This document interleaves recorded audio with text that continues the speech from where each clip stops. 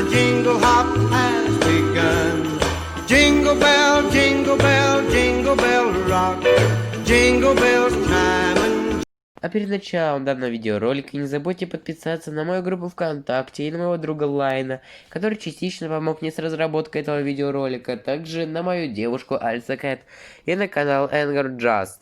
Ссылки все будут в описании, ну а мы, пожалуй, начнем. Всем привет, дорогие друзья! И сегодня последнее новогоднее видео, да и в конце концов последний видеоролик в этом году на моем канале. И я решил тут составить свой топ-10 самых сильных персонажей мультсериала Шира. Если вы будете с чем-то не согласны, или какие-то мои аргументы будут для вас слишком непонятными, напишите их в комментариях. Мне очень будет интересно почитать. А вы все наливайте бокал шампанского, закупайтесь мандаринками, мы начинаем.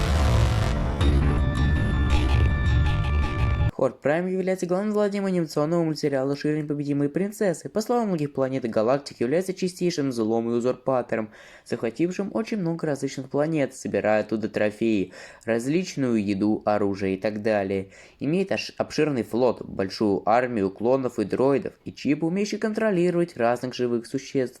Он умеет контролировать своих клонов и чипированных созданий, умеет слышать их ушами и видеть их глазами, отчего и появился главный девиз Орды Прайма. Прайм все видит, Прайм все знает, Прайм все слышит. Его клоны и его подчиненные лишаются своего собственного «я» и во всем следуют за Праймом. Чипы можно повредить, но даже если это у вас получится, и сознание ваших друзей проявится, Хорд Прайм сможет их отследить и узнать ваше местоположение. Ну а тогда вы спросите, почему Прайм находится на 10-м месте?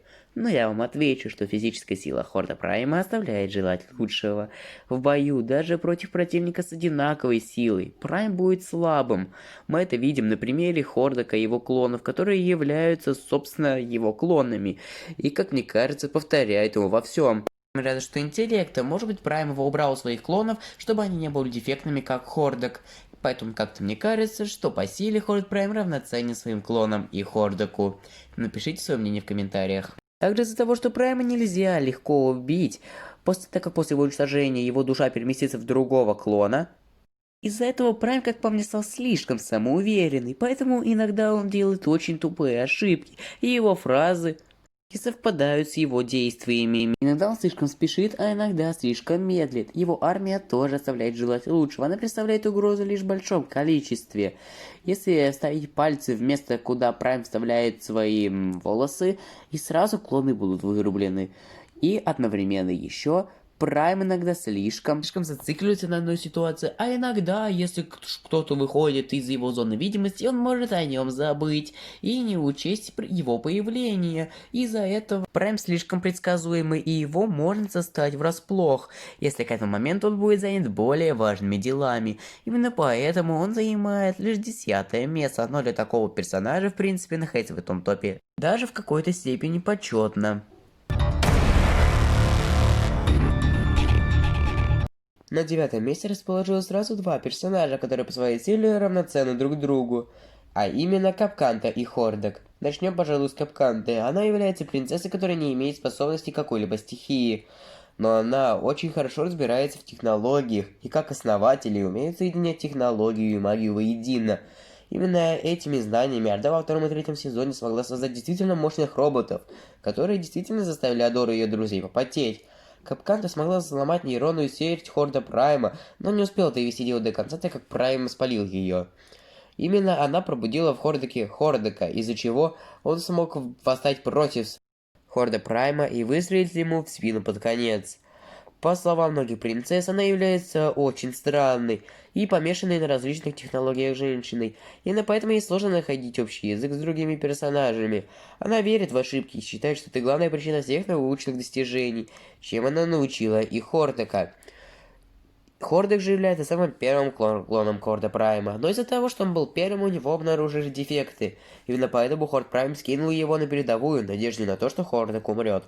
Но последняя Шира Пердадори по имени Мара закрыла планету во внутреннем космосе, а Хордак попал в это излучение и по итогу за короткое время собрал свою орду, армию единомышленников, которая стала одной из противоборствующих сторон против принцесс. Он захватил большинство королевств, и он стал действительно мощной угрозой для принцесс. После захвата королевства Скорби он получил черный гранат. А после того, как и ведьма теней пришла на его сторону, ведьма теней стала его правой рукой и смогла создавать тени и шпионов, чтобы помочь Орде выиграть. Когда к Кордуку попала капкан, то он поставил ведьму теней на место из-за того, что она не справляется со своими обязанностями. Из-за этого она решила восстать против Хордока, но Катра добила ее. Поэтому в последующих сезонах мы узнаем мотивацию, и Хордок начинает больше сближаться с Капкантой, и нам показывают его жестокость, его слабости и раскрывают его историю.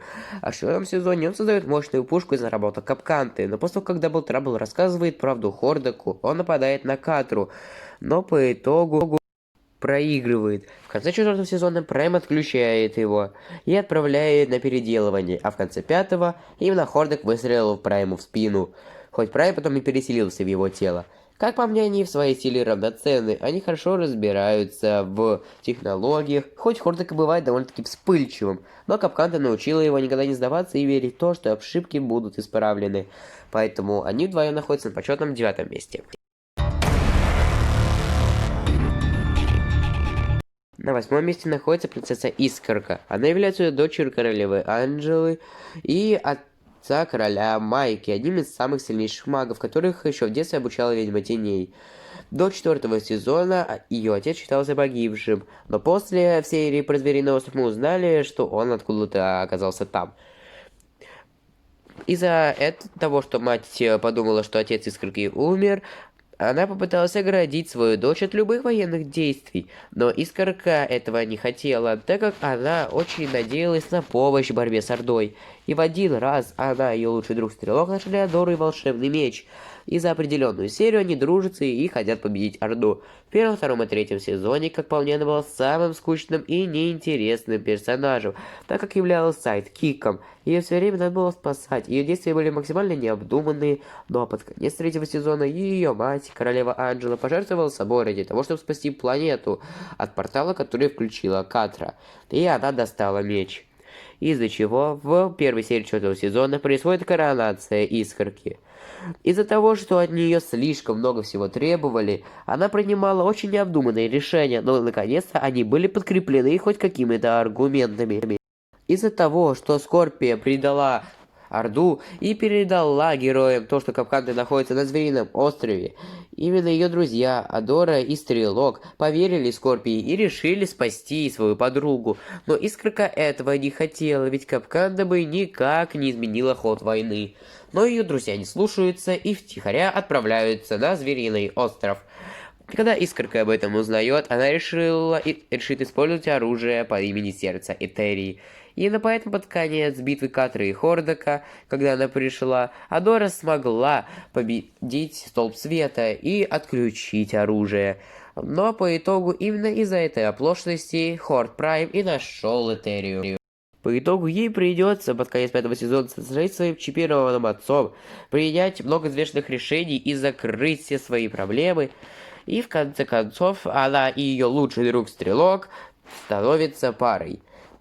В первых 3 сезонах она была самым скучным персонажем, ее было надо все время спасать, но за то, что у нее отняли самого близкого ей человека, Искорка наконец смогла стать более интересным персонажем. Мы понимаем ее переживания и можем понять, когда она не разрешает ее же друзьям отправиться за Капкантой, так как это само собой ничего бы не решило, да и зачем спасать принцессу, которая буквально фактически предала вас. Именно поэтому Искорка занимает лишь 8 место. На 7 месте находится Стрелок, еще один из основных персонажей сериала. Он является лучшим другом Искорки и Адоры. Во 2 сезоне подтверждается, что Стрелок вырос шепчущим в лицо со своими 2 родителями-мужчинами и 12 другими братьями и сестрами. Стрелок показал себя как очень дружелюбный, веселый, оптимистичный и интеллектуальный человек. Он служит голосом разума для своих друзей, постоянно предупреждая их о последствиях и пытаясь сдержать их. Стрелок также является техническим гением группы, используя свой мозг, а не грубую силу для решения проблем. Также он хорошо разбирается в технологиях. Например, когда ему попался прототип дроидов Орды, он сразу понял, что его создала Капканта. Также он сделал очень много различных стрел, которые имеют разные значения в зависимости от ситуации. Сам он довольно-таки труслив, из-за чего он понижается в списке аж на 7-е место. Он стоит выше Искорки только потому, что им не так легко манипулировать, как остальными из этой группы. Также Стрелок как-то более-менее притягательным, его не надо было слишком много спасать, как Искорку, из-за чего интерес к этому персонажу не угасал. Радует, что он похож на типичного Кена из мультсериалов о Барби. Именно поэтому он не был слишком уж потрясающим в плане харизмы, поэтому лишь 7-е место. Скорпия – одна из принцесс Элементалей, бывший член Орды и нынешний член Восстания Альянса Принцесс. Ее семья была правительницей Зоны Страха до прибытия Хордака. Она бывшая антагонист Ширы, представленная как капитан войск Орды, который часто работает вместе с Катрой, но позже она ушла в Альянс Принцесс. Она соединилась с черным гранатом, руническим камнем, в результате получив власть над электричеством. Скорпия хоть и из Орды, но очень добрый, верный, любящий капитан, едва проявляющий намек на истинную злобу или садизм по сравнению с другими. В бою ее некомпетентность и невинность могут помешать ее прогрессу, но она компенсирует это своей решимостью и преданностью Орде. Скорпия – одна из влиятельных личностей в сериале, и ее сила, кажется, растет по мере развития ее персонажа. Она физически способна противостоять Шире и способна швырять людей на большое расстояние своим хвостом. Также в этом хвосте может быть паралитический яд. Этим же способом она уже многих так смогла парализовать. Однако Скорпия наивна и часто допускает мелкие ошибки. Именно поэтому он занимает лишь 6-е место, так как в отличие от предыдущих участников топ, у нее физическая сила на достойном уровне, и она притягательна. И минусов, хоть она и не решена, но одновременно в плане харизмы она очень запоминается. Ведьма Теней была волшебницей и бывшим членом Орды. Раньше была антагонистом в первом сезоне, но стала непростым союзником, начиная с 3-го сезона. Так как после того, как Катри попала в капкан и стала очень даже полезна Хордаку, он поставил Ведьму Теней на место, а когда она попыталась восстать, Катра победила ее. Она была заместителем главнокомандующим Орды на Этерии, и той, кто воспитал Адору и Катру в качестве своих подчиненных. Она служила источником информации для Катры, пока она необманно заставила свою бывшую подопечную предоставить ей средства для побега. Она жила в Яркой Луне в качестве непростого союзника восстания исключительно для того, чтобы отомстить Орде. Ведьма Теней жестока, властна и склонна к манипуляциям, особенно с Катрой. Она не любит, когда ей говорят «нет» или ставит под сомнение ее авторитет. Это обычно приводит к разрушительной вспышке гнева. Она часто отказывается подчиняться кому-либо, кроме себя, и не терпит посредственности со стороны других. Ведьма обладает сильным элементом запугивания и страха ко всем в Орде, особенно к обучаемым кадетам. Также обладает очень большим рядом способностей. Когда у нее был черный гранат, она могла создавать теней шпионов и иллюзий, а после того, как Катра разрезала ей маску, ее способности стали ограниченнее в остальных сезонах. Например, она помогла Искорке и друзьям переместиться в кольцо страха, так как сама Искорка бы не смогла это сделать, сил дрёнок бы не хватило. Занимает она 5-е место лишь потому, что мы ее способности видим не так уж и часто. Ну, а ее манипуляции довольно-таки однообразны. Из-за чего любой персонаж, любым словам Ведьмы Теней, даже когда она говорит правду, может не верить. Что как раз и может как им на минус повлиять, так и собой Ведьме Теней. Но под конец 5-го сезона, когда Катру схватил монстр, созданный Хордаком, она смогла защитить Катру и Адору и дать им возможность бежать, защищая их от монстра. И это была очень драматическая смерть, и она мне очень сильно понравилась. Ведьма Теней харизматичный, опасный, непростой союзник, но одновременно она очень хороший злодей 1-го сезона, и была мотиватором для Катры наконец-то выйти из оков запугивания Ведьмы Теней. Поэтому Ведьма Теней так высоко забирается на верхушку стопа, но в 3-ку она не тянет. Остальные персонажи будут намного сильнее. Прощай, Ведьма Теней. Мы тебя помним и любим.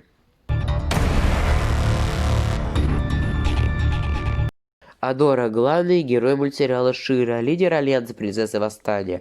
Адора с младенчества воспитывала колдунью ведьму теней, как члена Орды, готовя ее стать капитаном. После того, как и Адора сбежала из-за кольца страха, она поняла, что Орда на самом деле ей все это время врала и манипулировала, из-за чего она переходит на сторону Восстания.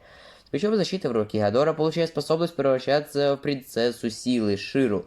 Она также обнаружила, что родилась не на Этерии, а на самом деле принадлежит к расе, называемой Первыми, и была доставлена на Этерию через портал Столба Света. Разбив свой оригинальный меч в 4-м сезоне, она в конце концов научилась черпать силу изнутри и превращаться в Ширу даже без меча.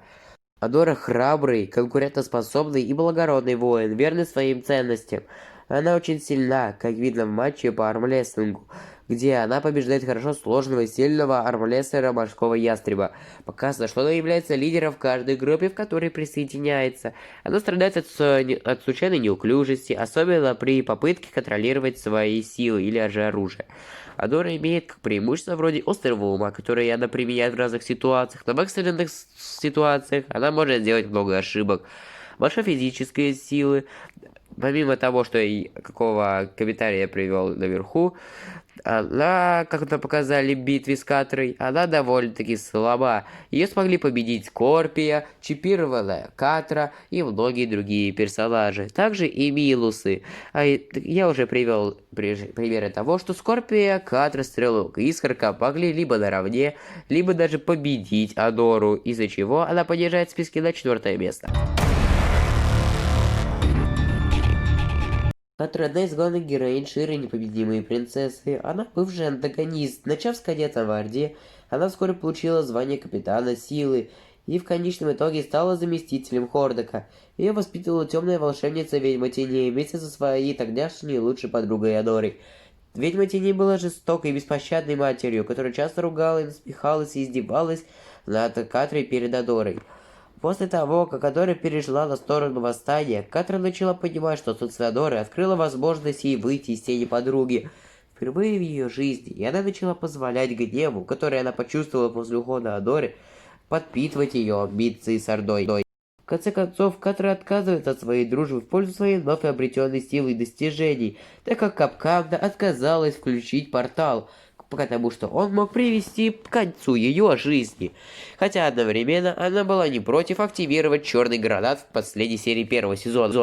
Катра становится новым капитаном сил вместо Адоры. Однако гнев и печаль Катры начали тяжело на нее давить.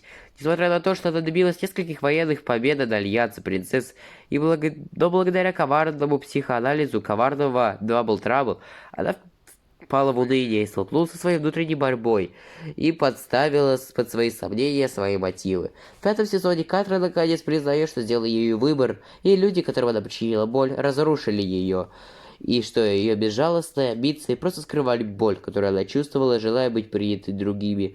Она искупает себя, возобновляет дружбу с Адорой, борется за восстание и присоединяется к отряду лучших друзей. В финале сериала она признается в Адоре любви, и они вступают в романтические отношения. Катра — стройная, быстрая и ловкая девушка, которая очень хорошо умеет манипулировать и насмехаться. В отличие от многих персонажей, она проработала больше всех. Казалось бы, она нашла новых друзей помимо Адоры, но даже они разочаровали Катру. Из-за капканных Хордак они даже не вспоминал. Как Катра считала, что ее друзья готовы на все ради победы, но когда она столкнулась с предательством Капканды, а потом и Скорпии, она зашла слишком далеко. Она оттолкнула от себя всех, а когда появился Дабл Трабл, она, казалось бы, нашла себе друга, но потом он смог сломать ее изнутри, потому что он выбрал другую сторону из-за того, что есть возможность умереть, и Катра занимает 3-е место, так как она этого очень сильно достойна, так как она победила Адору в рукопашном бою, поэтому она выше нее. Дабл Трабл — наемник оборотень и временно шпион Орды. Они проникли в восстание под видом личностью, обнаружили Флотерин. Они решают вступить в союз с королевой Гливер, зная, что восстание воспользуется оружием Этерии. Дабл Трабл чрезвычайно самоуверен и самодоволен. У них достаточно веры в себя, чтобы подводить к высокопоставленным чиновникам Орды, таким как Катра и Скорпия. Дабл Трабл не боится даже иметь дело с Хордаком. Double Trouble проводит довольно много времени в изучении характера, предпочитая полностью понимать свои цели изнутри. К тому же он чрезвычайно драматичен, делает грандиозные жесты и разговаривает как актер. Им не нравятся ситуации, в которых они не могут проявить свои таланты или получить похвалу и аплодисменты от окружающих. Это демонстрируется в 5-м сезоне, когда они говорят об успешном проникновении в ряды Орды Прайм, притворившись клоном, но впоследствии ушли, потому что им было скучно без аудитории. Double Trouble также, кажется, считает кого-либо, находящегося в рабстве Орды Прайм, скучно, поскольку они не подходят для очень хорошей аудитории. По этой причине они специально ищут работу клубного исполнителя, чтобы быть в центре внимания и в то же время зарабатывать деньги. Им очень нравится создавать хаос между другими людьми и друзьями. Им нравится наблюдать за развитием ситуации. Во время разговора с Катрой он получает огромное удовольствие от мысли нанести ущерб восстанию. Они также проявляют раздражение, когда не могут посеять разногласия. Они относятся к войне как к игре, разговаривающейся пьесе. Говоря с другими, Double Trouble обычно очень вежлив. Даже когда их понимают за саботажем восстаний, они остаются приветливым, доходя до того, что хвалят Адору и ее актерский талант. Однако в одиночестве Double Trouble говорит с презрением и часто оскорбляет других, казалось бы, считая себя выше. Они также непринужденно разговаривают с Катрин, называя ее котенок. Double Trouble всегда давали понять, что они очень высоко ценят свою жизнь. Они всегда встают на сторону того, кто обладает наибольшей властью в конфликте, и меняют приверженность, если этот баланс изменится, не заботятся о морали своих действий. Double Trouble может мигать лишь горизонтально, но никак не вертикально. Кроме того, он может лизнуть свои глазные яблоки. Если поймать его на нужном моменте, то тогда его обман будет раскрыт. В конечном счете, Double Trouble наемник и выживший, который в финале 4-го сезона подвигает Катру, сообщая ей, что способ выжить — это объединиться с величайшей силой. И это был Альянс Принцесс в то время. Вот именно поэтому Double Trouble смог обмануть Катру и переиграть, можно сказать, фактически всех. Из-за того, что те, кто находится на первом месте, намного сильнее его, он и занимает довольно-таки достойное место. Почему он выше Катры? Ну, потому что он смог сломать ее изнутри. Сильнее других, он смог обвести их вокруг пальца. Что уж сказать, что его не как Мутинеи вогнали в обыкновенную тюрьму, а в целую защиту. И Double Trouble можно считать даже на первом месте, так как следующее место занимают целая раса. Надеюсь, вы уже поняли, кто это. Ну а Double Trouble, лови свое заслуженное второе место, чмок.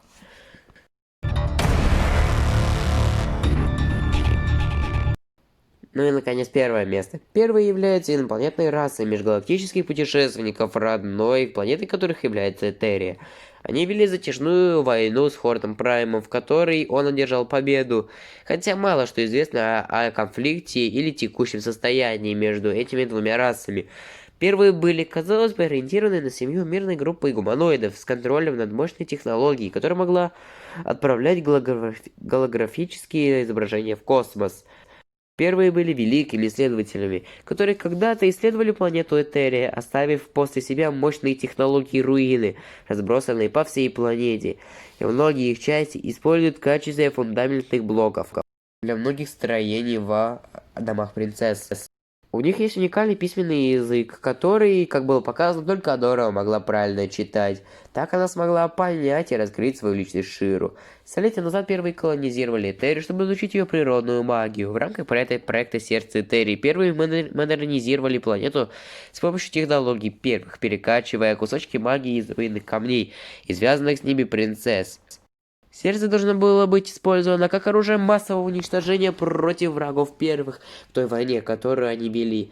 При активации эта концентрация силы будет сильно накапливаться в Шире, которая стреляет из оружия. Пытаясь контролировать оружие, первые создали меч защиты, чтобы управлять Ширами, которая им овладела, а также создали Столб Света, интерактивную программу искусственного интеллекта, которая будет физиолятором Этерии, а также тренером и проводником Ширы. Один из первых оперативников Ширы, Мара, был выбран Этерией в качестве следующей Ширы и получила меч от первых. Ее отправили изучать магию Этерии, ее держали в неведении относительно правды о проекте Сердце Этерии.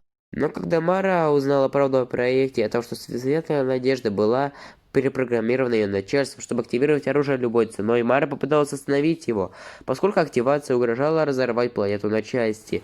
А так как они узнали, что на этой планете есть и жизнь, Мара не смогла с этим мириться, не смогла позакрыть планету во внешнем космосе, чтобы Прайм ее не нашел. Однако первые были вовлечены в долгую войну против Хорда Прайма, войну, которая, конечно, в итоге свергла их империю и уничтожила большинство из них. Некоторое время спустя Соп Света смогла открыть портал, через который принцесса Этерии появилась Адора, которая должна была стать новой Широй. По словам Адоры, первые ушли, и их война давно закончилась. Но Соп Света пытается активировать сердце, обновляет, что активировать сердце. Первый способен создать очень много монстров, которые в каждом имеется свой метод решения проблем. Кто-то работает со созиданием. Кого-то нужно именно победить, а против кого-то даже Шира может быть бесполезна. Их может быть победить только какая-нибудь из принцесс. Первые создали действительно много различных технологий, ими очень много пользовались в сериале. С помощью них открывались и закрывались порталы, создавались мощные артефакты. Прайм сколько угодно можно назвать их технологии отсталыми, но не скроет тот факт, что и он ими же пользовался, что было видно в 13-й серии 5-го сезона. Эти технологии действительно мощные. Неудивительно, что первые могли долго сдерживать натиск карты Прайма. И именно они и застали тот самый проигрыш Прайма той планете, которая его самостоятельно выгнала. Первые действительно мощная, умная и хитрая раса, которая занимает почетное первое место. Ну а на этом сегодня все. Не забывайте, дорогие друзья, подписываться на мой канал. Новый год уже скоро. И я надеюсь, что вы хорошо его отметили. А вы не забудьте посмотреть мои прошлые новогодние видеоролики. Всем спасибо за просмотр. Не забывайте подписаться на канал под конец 2020 года. Спасибо всем, кто подписался за этот год. Все, всем пока-пока. До новых встреч. Удачного Нового года вам всем.